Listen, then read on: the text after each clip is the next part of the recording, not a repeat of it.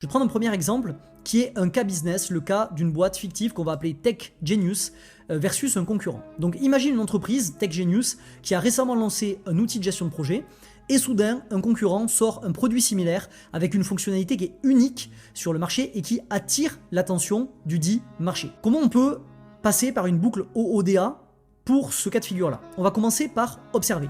On va observer, donc on va collecter de la donnée.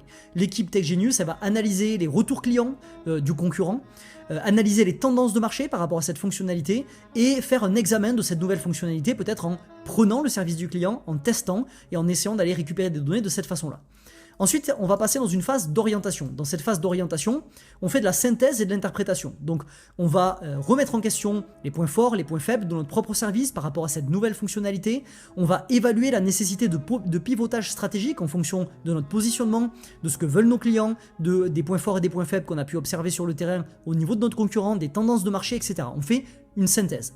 On passe ensuite dans l'étape de la décision. Après l'analyse, l'équipe va décider de développer une nouvelle fonctionnalité, c'est sa décision, qui non seulement égale celle du concurrent, mais s'intègre parfaitement avec leur outil existant. Pourquoi? Parce que dans la phase 2, qui est la phase de synthèse et d'interprétation, elle s'est rendue compte, l'équipe, qu'il y avait un moyen d'intégrer cette optimisation-là d'une façon bien plus intéressante avec leur écosystème et leur infrastructure logicielle actuelle.